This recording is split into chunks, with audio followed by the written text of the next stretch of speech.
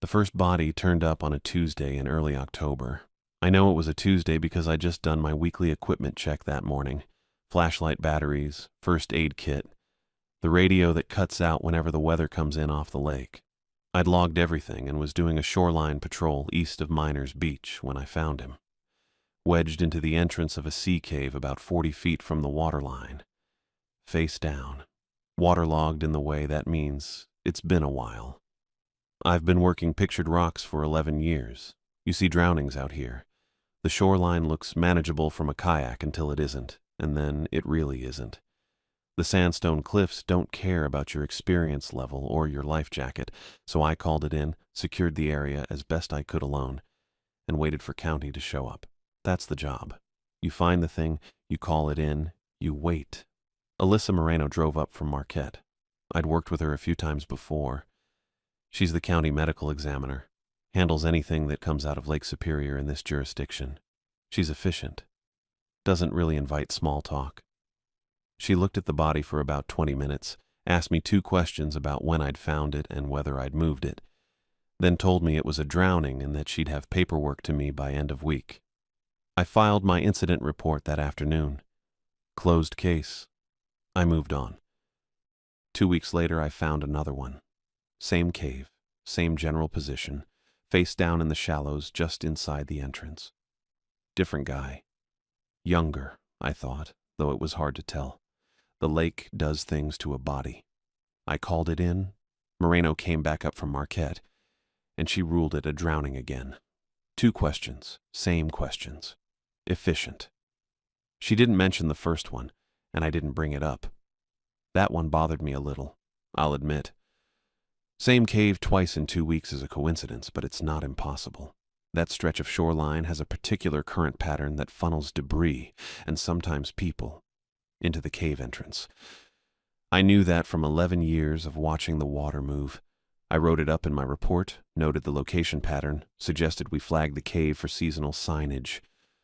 Barbara, my supervisor at the Munising station, acknowledged the report and said she'd look into the signage request. I filed it and moved on again. That's the job. The third one was on a Thursday morning, overcast, temperature around 38 degrees. I remember the cold specifically because I'd grabbed my heavier jacket that day, the one I usually don't bother with until November. There's a particular kind of damp cold that comes off the lake in early October that gets into your hands faster than actual winter does. I was wearing gloves, which matters later. I wasn't even doing a targeted patrol of that area. I'd had a report of kayakers in a stretch they weren't supposed to be in, and my route back to the trailhead took me past the cave. I almost didn't look. I had the kayaker thing in my head, and I was already thinking about the radio call I'd have to make. But you develop habits in this work. You look at the water. You look at the cave entrances. You check. He was face down in the shallows at the cave entrance. Maybe 10 feet of water, shallow enough that most of him was above the surface. Same general position as the other 2. I stopped. I stood there for probably 10 seconds just looking at him. I was already running through the sequence in my head. Call it in, secure the area. Wait for Moreno. I pulled out my radio, then stopped myself. I needed to check for a pulse first. That's protocol. You don't assume. I waded in. The water was cold enough that I felt it through my boots immediately. I got close, crouched down, and reached for his wrist. He rolled over. Not like the water moved him. Not like my reaching disturbed the balance.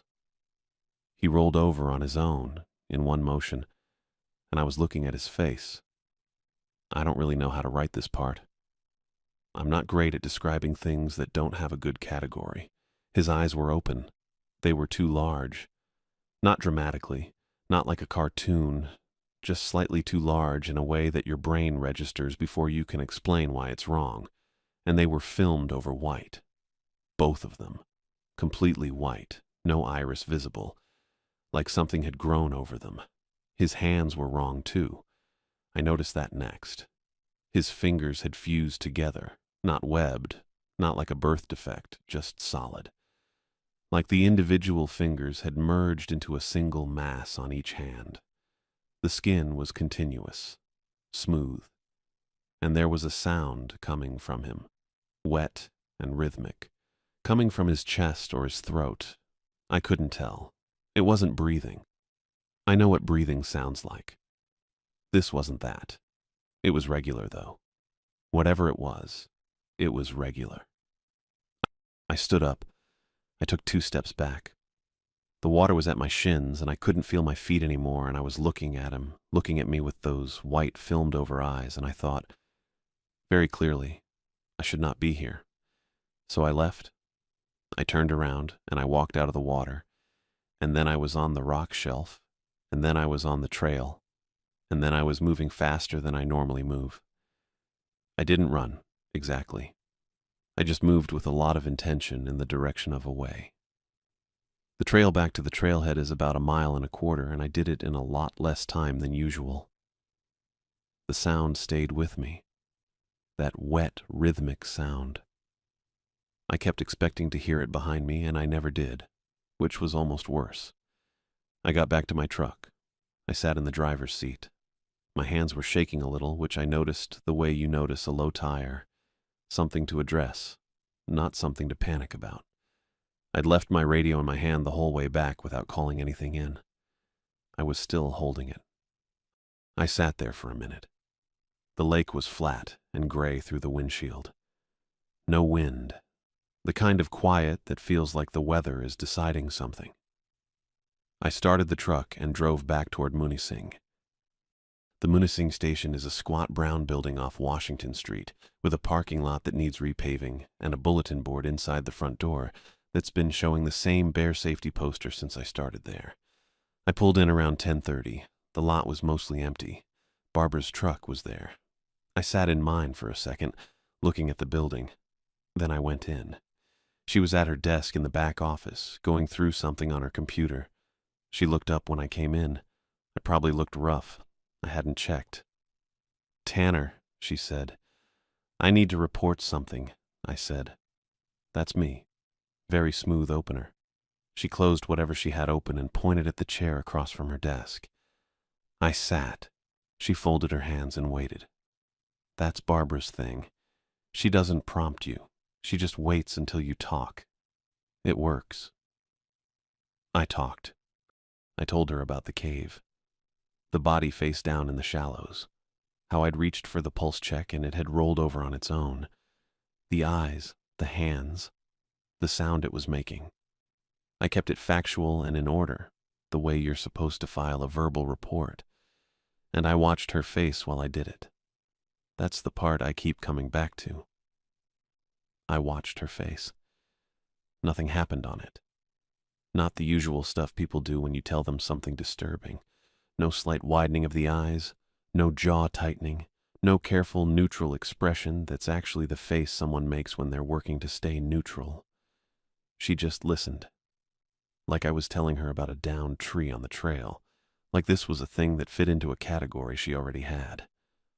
I finished. She nodded once. "When did this happen?" she said. "This morning, around 7:45. She nodded again. Then she stood up, went to the filing cabinet in the corner, the older one, the gray metal one with the lock on the top drawer, and she unlocked it with a key from her lanyard. She pulled out a manila folder, thick enough that the edges had gone soft, and she walked it back over and set it on the desk in front of me. "Take a look," she said. I opened it. The top photograph was on old paper, the kind that's gone slightly yellow and has that particular smell like a used bookstore. Black and white. It showed the cave entrance at Miners Beach. I recognized the rock formation, that specific angle of the overhang. And in the shallows there was a body. Face down. Male, looked like from the build. Waterlogged. The photo was dated in the margin in faded pencil. October 1983. I kept going through the folder. There were maybe 20 photographs total. Different years. 1983, 87, 91, 94. Then a gap. Then 2 from 2008. The most recent ones were on regular photo paper, color, probably printed from a digital file. Same cave, same shallows, Different bodies, but the same conditions every time, the same way they were positioned. A couple of the photos showed the hands, that fused solid look. I recognized it. There were also some written reports in the folder. Incident reports, typed on actual typewriter paper for the older ones. They described what I described. A few of them used the word anomalous. One from 1991 said the subject appeared to exhibit autonomous movement, and the ranger who wrote it had put a question mark after it, like they weren't sure if they should include that or not. I understood that impulse. I sat there going through the folder for probably 5 minutes. Barbara stood by the window and looked out at the parking lot and let me read. When I got to the bottom of the stack, I found the note. It was a half sheet of plain white paper, clipped to the inside front cover, handwritten in black pen. Block letters, neat, like someone who learned to print carefully a long time ago and never stopped. Do not return to the site alone. That was it. No signature, no explanation, just the one instruction. I looked up at Barbara. She was still looking out the window. "How long have you had this?" I said. "It was here when I took the station," she said. I added to it. "The 2008 photos," I said. "And the 94 ones," she said. So she'd been here for at least 30 years. Or she'd pulled the 94 ones from somewhere else and filed them. I didn't ask which. I'm not sure it mattered. "The note," I said, "was already there," she said. I looked back down at the folder. The note was in the same block printing as one of the older typed reports.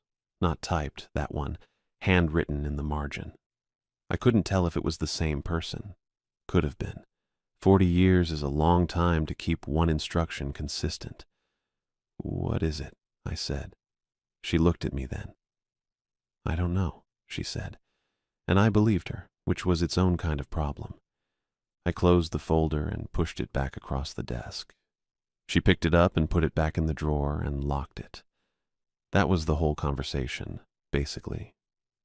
She told me to take the rest of the day, file my incident report in the morning, and let her handle the notification to county. I said, "Okay." I meant it when I said it. I drove home. I've got a rental on Elm Street, about 8 blocks from the station, a 2-bedroom that I only use 1 bedroom of. I made a sandwich I didn't really taste and sat at my kitchen table and thought about the folder. The thing that kept snagging on me wasn't the photographs exactly. The photographs were bad, but they were information. Information I could work with. What kept snagging was Barbara's face when I told her, or what her face didn't do. Because that's not a reaction you can fake, the absence of surprise. You can fake calm. You can't fake already knowing. She already knew. She'd known before I walked in, and she'd handed me a 40-year paper trail and a note telling me to stay away, and she'd offered exactly 0 explanation for any of it. I'm not great at sitting still with unanswered questions. That's probably my main professional liability, if I'm being honest. Barbara knew that about me. She'd supervised me for 6 years. I thought about the note. Do not return to the site alone, which is a specific instruction. It doesn't say don't return. It says not alone. I didn't have anyone to bring. I thought about that for a while, too. I thought about the body in the shallows and the way it had moved and the sound it made. That wet, rhythmic sound that wasn't breathing. I thought about 20 photographs spanning 40 years. I thought about the word anomalous with a question mark after it, written by someone who'd seen the same thing I saw and then had to figure out how to write it down in an official document. I thought about Barbara locking that drawer. By the time I went to bed, I'd already mostly decided. I wasn't going to bring anyone into that cave. That wasn't a thing I was willing to do. But I also wasn't going to sit in my rental on Elm Street and file a report and wait for Barbara to handle it, whatever handling it meant. I'd been working this shoreline for 11 years. I knew that cave. I knew the approach, the tidal patterns, the way the light hit the entrance in the morning. I set my alarm for 5:45. The alarm went off at 5:45 and I was already awake.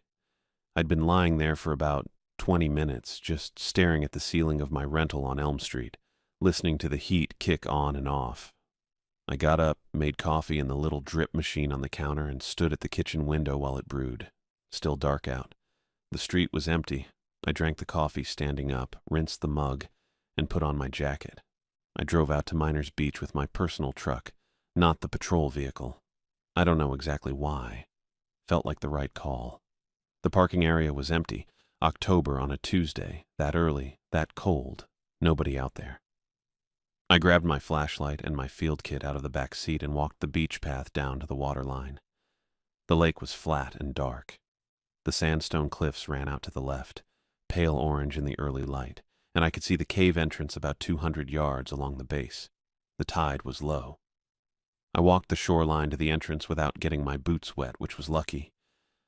I stood outside the cave for a second before going in. Not for any dramatic reason. I just wanted to check the entrance first. Look for anything in the shallows, any sign of recent activity. The water inside the entrance was clear and shallow and empty. No body, no anything.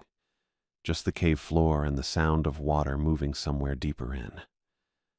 I went in. The cave was maybe 30 feet deep, where I'd always known it to go. Sandstone walls, low ceiling toward the back, a couple of natural ledges where water pooled at high tide. I'd been in here probably a dozen times over the years for various reasons. A kayaker got her boat wedged in here once. Took me and another ranger 40 minutes to get it loose. I knew this space. The drag marks were on the floor near the back wall. 2 parallel lines in the sediment, spaced maybe 2 feet apart, running from the cave floor toward the left wall. I crouched down and looked at them. They were deep and clean, not blurred, recent. And they went to the wall, which didn't make sense, because the wall was solid rock. Except it wasn't. Not entirely. There was a gap in the back left corner, low to the ground, where the wall met the floor. I'd never noticed it before. It was maybe 4 feet high and 2 feet wide, and the rock around it was darker, wet, like something had been moving through it regularly. Not a crack, an opening, a passage. I stood there for a minute. I thought about the note, not alone. Then I got down on my hands and knees and went through. It opened up fast on the other side. I could stand within about 6 feet of the entrance. The passage ran back into the rock and curved left, and the floor was flat and wet and covered in the same fine sediment as the outer cave. The drag marks continued. I followed them with my flashlight. The air dropped in temperature almost immediately. Not gradually, it just got cold, like stepping into a walk-in cooler. I could see my breath inside the beam of the flashlight. The walls were rough sandstone for the first 20 feet or so. Then they changed. The formations started small, just clusters near the base of the walls, low to the ground. I thought at first they were barnacles, which doesn't make a lot of sense this deep in the rock. But that's what they looked like. Dense, gray-white clusters, irregular, packed tight together. I swept the flashlight across them, and they moved. Not fast, not dramatically. Just a slow, rhythmic pulse, like something breathing. One beat, then stillness, then another beat. I stood there and watched them for a few seconds. They didn't react to me, just pulsed at their own pace. I kept walking. The drag marks led me another 20 feet into the passage.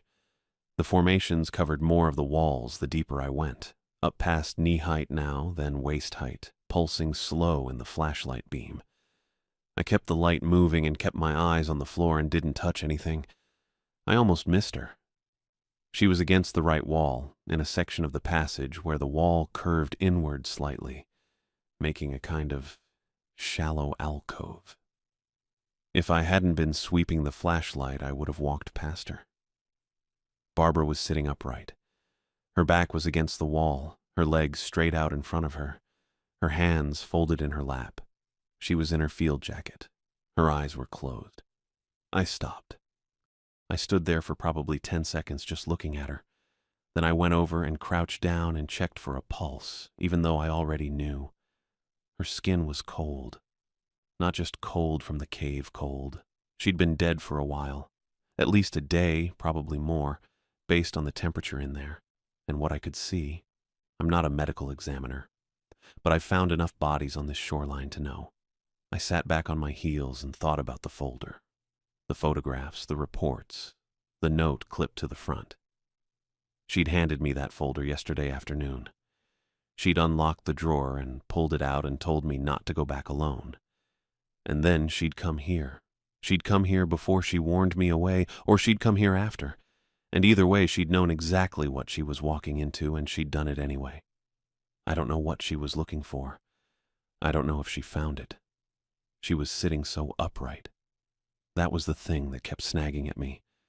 Hands folded, back straight, like she just sat down to wait for something. I've seen drowning victims. I've seen fall victims. People don't end up like that on their own. I was still crouching there, flashlight in my hand, when I heard the water. The passage curved further back behind me and to the left, and somewhere back there the floor dipped, and there was standing water. I'd registered it when I came in, just a low sound, water moving in a confined space. But this was different. This was something moving through the water. A displacement sound, slow and deliberate, getting closer. I didn't look back. I want to be clear about that. I made a specific decision not to look back. I stood up, kept my flashlight pointed forward, and walked back toward the entrance. Steady pace. I didn't run until I was back through the gap in the outer wall, and then I ran. I came out of the cave entrance into the morning light and kept moving until I was 30 feet up the beach. Then I stopped and put my hands on my knees and just breathed for a minute. The lake was still flat. The beach was still empty.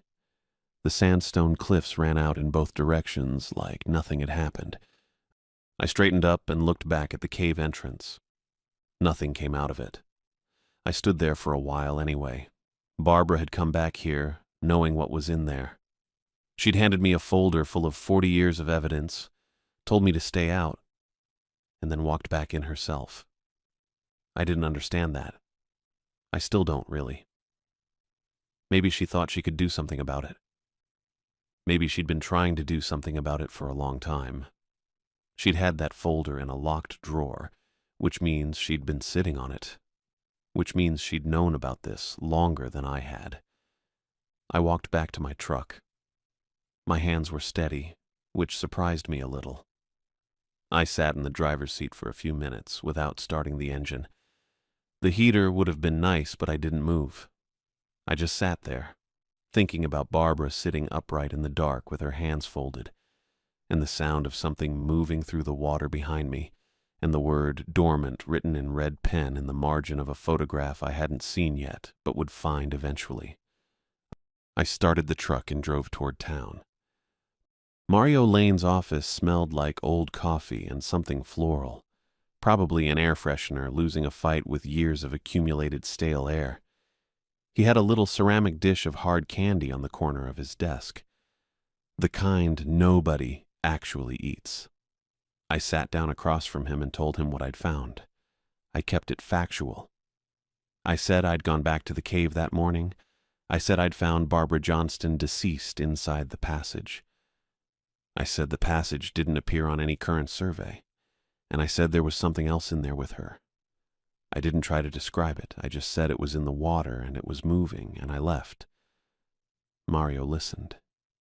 He had his hands flat on the desk, and he watched me the whole time I talked, not writing anything down, not nodding.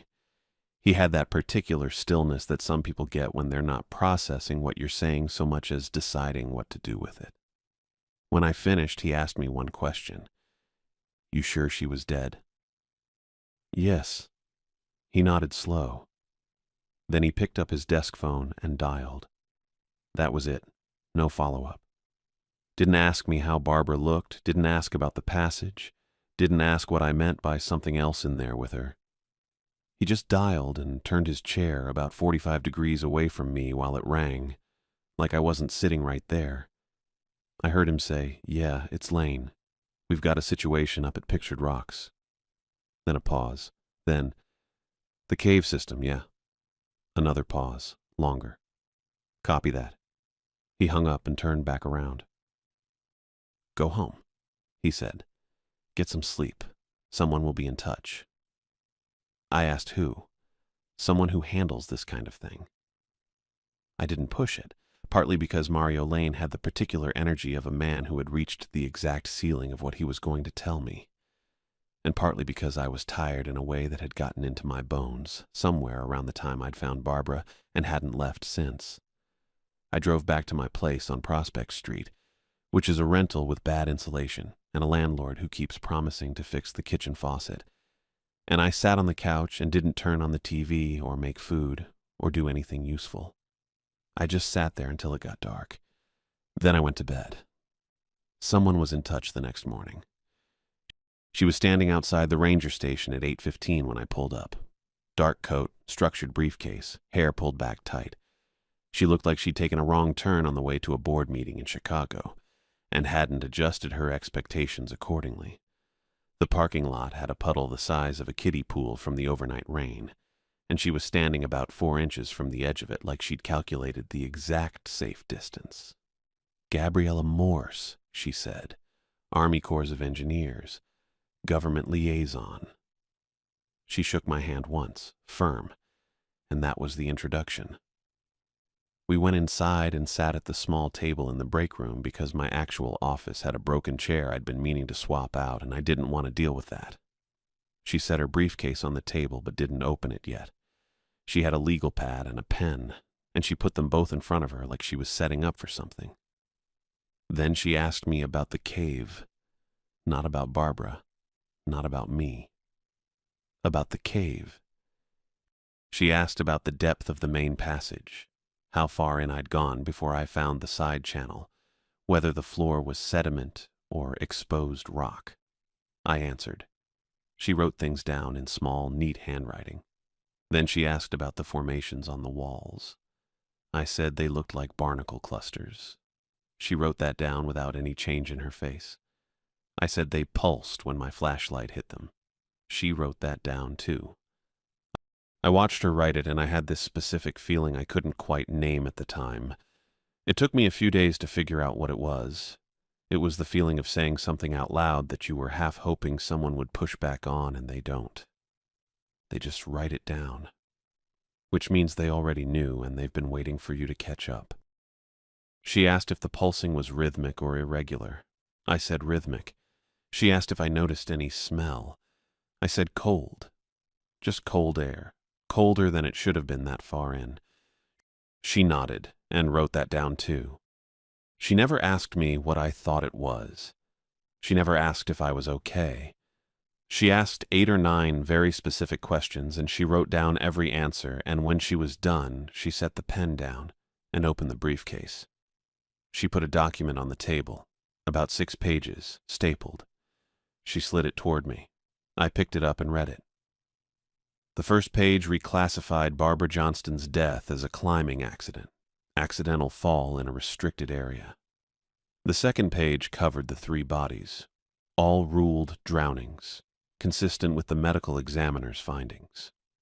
The third page was a 60-day shoreline restriction along the Miners Beach corridor while what they were calling remediation crews conducted work in the area. I read that word twice. Remediation. I put the document down. What does remediation mean? I said. We're going to seal the cave. She said it the way you'd say we're going to repave the parking lot. Flat. Practical. Already decided. I looked at her for a second. Will that stop it? She reached across the table and picked up the document. She squared the pages against the tabletop and slid it back into her briefcase. I need a signature if you're signing, she said. I'm not signing. She closed the briefcase, clicked the latches, stood up, pushed the chair back in, and picked up her legal pad and pen. Thank you for your time, Ranger Lopez. That was it. She walked out of the break room and through the front door and across the parking lot, and I watched through the window as she navigated around the puddle on the way to a dark blue sedan I hadn't noticed before, parked at the far end of the lot. She put the briefcase in the back seat. She got in. She drove out toward the highway, and I watched the car until I couldn't see it anymore. I stood at the window for a while after that. The parking lot was empty. The puddle was still there. I thought about her questions, the depth of the passage, the formations, whether the pulsing was rhythmic or irregular. She'd known exactly what to ask, which meant she'd had some version of this conversation before. Probably more than once. Maybe a lot more than once. And she'd shown up with a document already written, which meant she'd known what she was going to find before she got here. The signing was just paperwork. The operation was already decided. I thought about what sealing one entrance meant for a cave system that ran 2 miles under the lake. I didn't have an answer for that. Morse clearly wasn't going to give me one. I went and got a cup of coffee from the machine in the corner. It was bad coffee, the kind that's been sitting on the burner too long and has that slightly scorched edge to it. I drank it anyway. I stood there in the break room with the bad coffee and the empty parking lot out the window and Barbara Johnston sitting upright in the dark in the back of my head, and I thought about the word dormant, which I hadn't found yet but somehow already felt like I was building toward. I didn't know what Morse's crews were capable of doing about what was under that lake. I wasn't sure anyone did. 3 days I just kind of sat with it. That's not totally accurate. I worked. I filed the routine stuff, checked in on a couple of trail closures, ate meals at more or less normal times, but I wasn't really there for any of it. I was back in that cave with Barbara, and she was sitting upright with her hands folded in her lap, like she was waiting for a bus, and I couldn't stop running that image on a loop. I'd be filling out a form, and there she'd be. I'd be driving the access road, and there she'd be. I'd wake up at 2 in the morning, and she'd be right there, patient as anything, in the dark, behind my eyes. I thought about the folder she'd handed me. All those photographs going back to the 80s. She'd known. She'd known for a while, probably, and she'd come here anyway, alone, before she'd even told me not to go. I couldn't figure out if that was brave or just something else entirely. Maybe there's not always a difference. I thought about Morse and her already written document and the way she'd pulled it back without answering my question. I thought about what sealing one entrance meant. I thought about it a lot. On the 3rd day, I drove to Marquette. Northern Michigan University's library is about an hour south on 28. I got there a little before noon. The building smelled like every library, that specific mix of old paper and carpet cleaner and recycled air. I found a reference librarian at the desk, a guy in his 50s with reading glasses pushed up on his head, and I told him I was looking for geological survey records for the Pictured Rocks Formation, specifically anything predating current NPS documentation. He looked at me for a second like he was trying to place me, then said he'd check the archive catalog. I'm not a researcher. I want to be clear about that.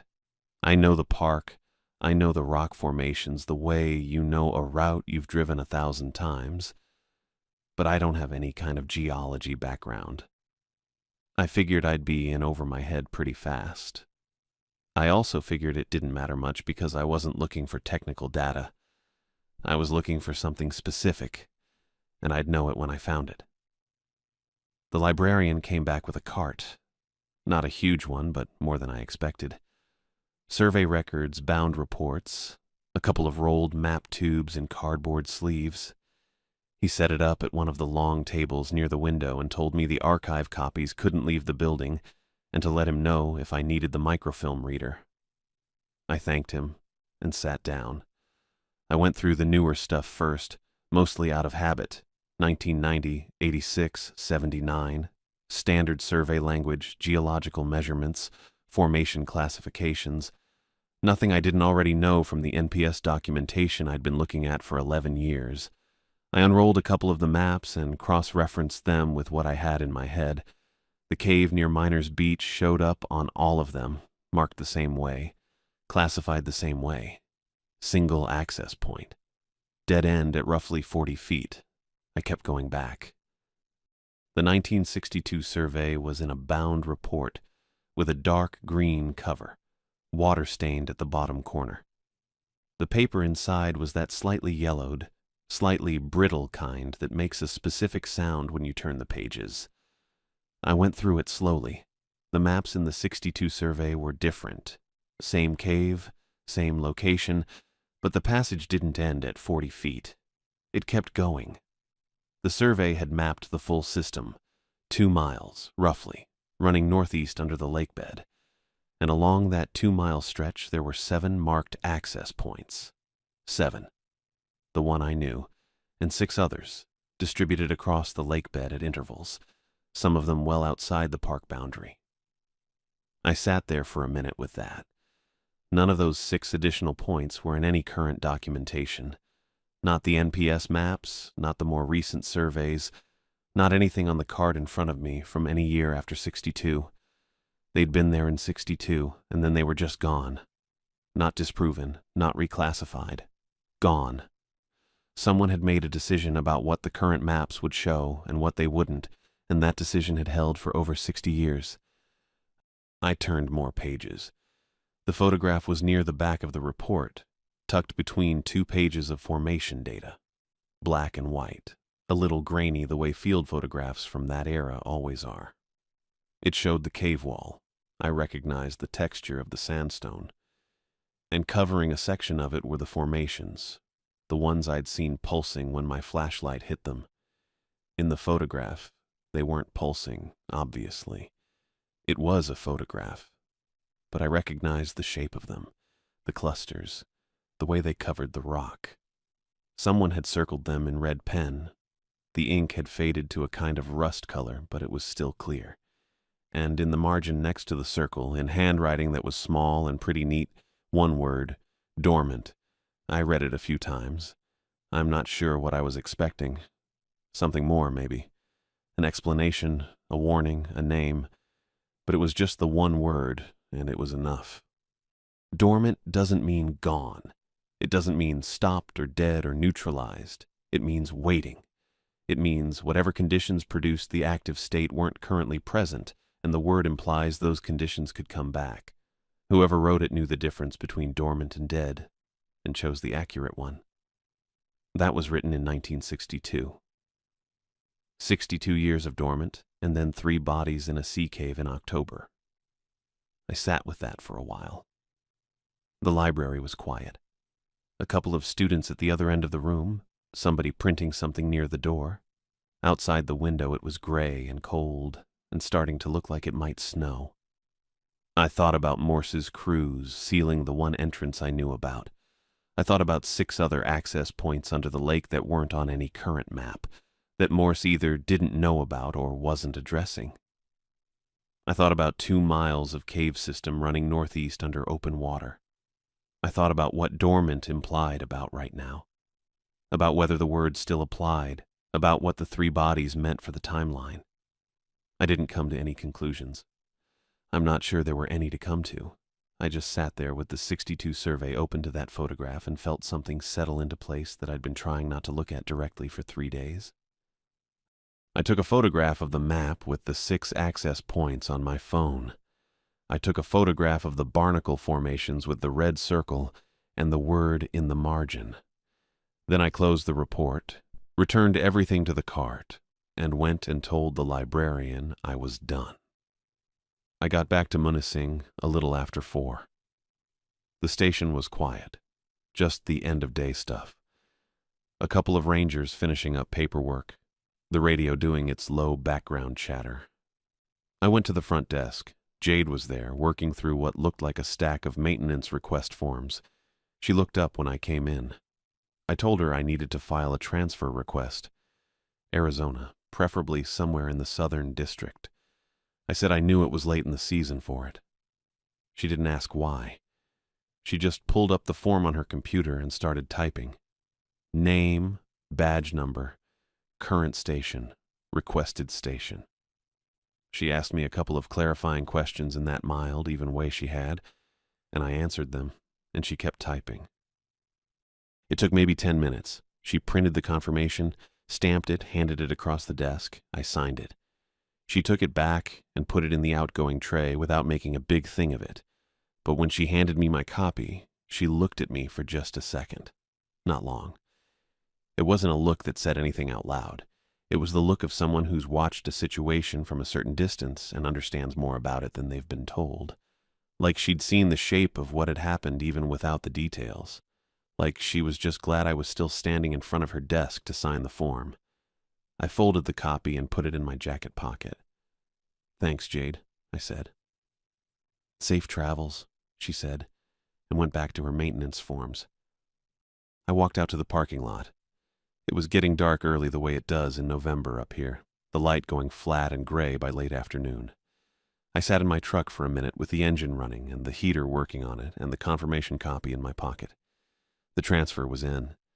I had maybe 3 weeks before I needed to be out. I left with 11 days to spare. Didn't make a big deal of it. Packed my truck over 2 evenings, mostly gear and clothes, a box of books I'd been meaning to read for about 4 years. Left the furniture. It came with the housing unit, and it was going to stay with the housing unit. I did one last walkthrough, checked the closets, turned in my keys to the facilities office. The guy at the desk didn't even look up. I drove out of Munising on a Tuesday morning in the second week of November. The town was quiet the way it gets after the last of the fall visitors leave and before the snowmobile crowd shows up. A few trucks at the gas station. A light on at the diner. I stopped for coffee and sat at the counter for maybe 20 minutes, and nobody said anything to me, and I didn't say anything to anybody. I left a couple dollars on the counter and walked out. I took M28 West. That's the long way if you're trying to get somewhere fast, but I wasn't. I figured I had 3 days of driving ahead of me and no particular reason to rush any of it. The road runs parallel to the lake for a good stretch out of Munising, and I could see it through the trees when the tree line broke. Lake Superior in November is not a friendly thing. It's flat and gray, and it looks like it weighs something. The color is the same color as old concrete. I watched it through the passenger window when I could, and then it was gone behind the tree line, and that was that. I didn't stop at the shoreline. Didn't even think about it until I was already past the turnoff, and then I thought about it for about 30 seconds and let it go. The cave was behind me. I'd made my decision about the cave. That was done. I crossed into Wisconsin somewhere around noon and stopped for gas outside of Ironwood. Filled up, bought a bag of pretzels and a Gatorade, stood next to the pump for a minute in the cold. The wind was coming off the lake still, even this far west. I could feel it. I got back in the truck and kept going. The drive through Wisconsin and Minnesota is a lot of the same thing for a long time. Trees, then flatter land, then more trees. Then the land starts to open up. I listened to the radio until I couldn't get anything decent, and then I drove in quiet. I stopped outside of Eau Claire for the night at a motel that cost $62 and had a vending machine that only worked if you pressed the button twice. I ate the pretzels and watched about 40 minutes of a nature documentary and went to sleep. I did that for 2 more days. I crossed into Arizona on a Friday afternoon, and the change is always a little strange. You go from brown grass and highway to red rock and sky that looks too wide. I'd driven through this stretch before, years ago, but I'd forgotten how much of it there was. Miles and miles of it. I figured I'd get used to it. The station outside of Sedona was smaller than Munising. 4 rangers, a small office, a maintenance shed. My supervisor there was a guy named Garrett, mid-40s, grew up in Phoenix. He shook my hand and showed me the supply room and gave me a binder with the patrol routes, and that was pretty much orientation. He didn't ask about Michigan. I didn't bring it up. I was fine with that arrangement. My first incident report was a hiker with a twisted ankle on the Bell Rock Trail. I drove out, assessed the situation, called for a transport assist, filed the paperwork when I got back. Standard. I've written probably 1,000 of those reports over the years, and they're all basically the same form. Name, date, nature of incident, actions taken, outcome. I filled it out, submitted it, and that was my first day of official work in Arizona. It felt like nothing had changed. The form was the same form. The work was the same work. That's not a complaint. That was actually what I needed. I got a small rental in Sedona while I figured out the housing situation. 1 bedroom, a kitchen with a gas stove, a back porch that faced west. The sunsets out there are the thing everyone talks about, and they're not wrong. The sky goes orange and red in a way that's almost hard to look at. I sat out there most evenings with whatever I was eating for dinner and watched it happen. It was good. It was fine. I was doing okay. At night was a different thing. Not every night. Maybe 3 or 4 times a week I'd wake up at 2 or 3 in the morning and just lie there in the dark with the ceiling fan going and think about the cave. Not in a panicked way. More like how you think about a problem you haven't solved yet. My brain kept returning to it the way your tongue finds a sore spot in your mouth. Involuntary.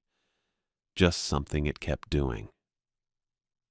I'd think about the 1962 survey, the photograph with the formation circled in red pen, that one word in the margin, dormant. I'd look that word up, which is a thing I'm a little embarrassed to admit because it's not a complicated word, but I wanted to make sure I was reading it right. What it means is present but not active, alive but not doing anything, not dead, not gone, just waiting. That's the part that didn't resolve. Morse's crews were going to seal the cave. One entrance, the one near Miners Beach, the one I'd been in twice. I'd signed the report that said Barbara Johnston fell. I'd driven west. The cave was behind me. That was all true.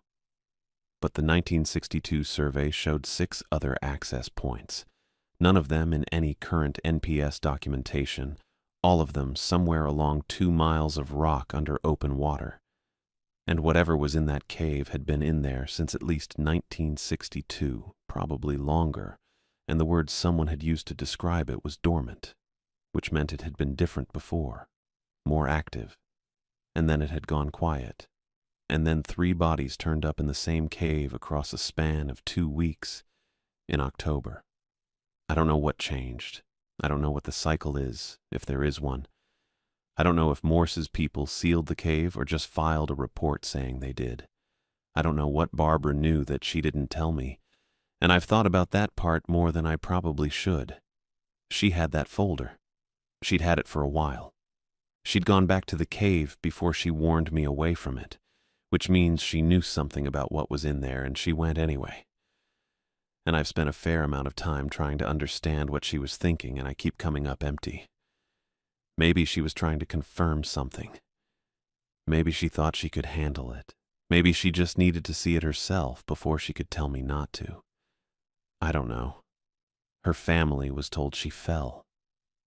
There was a service in Marquette in late November. I didn't go. I didn't think I should be there. I didn't sign Morse's report. That part I held on to. It doesn't do anything practical. If I talked about what happened, publicly, it would read as the account of a ranger who lost a colleague and had some kind of episode. I know that. I'm not naive about it, but I didn't sign the report, and that's the one thing I did that felt like mine. The work in Arizona is good. Garrett's a decent supervisor. The trails are different out here, drier, more exposed, different hazards. I'm learning the terrain. I file my incident reports. I do my patrols. I eat dinner on the back porch and watch the sky go red. Some days it feels completely normal. Some days I'm aware that I'm going through the motions of a life that looks intact from the outside, and I'm not sure yet what it looks like from the inside. That's probably fine. I've been here 2 months. I figure I'll give it more time. The 6 access points are still there. Wherever they come out under the lake, they're there. The rock doesn't care what we sealed. The water doesn't care. Whatever's in that cave has been there long enough that dormant was the word somebody reached for, which means active was a word that applied to it once and could again.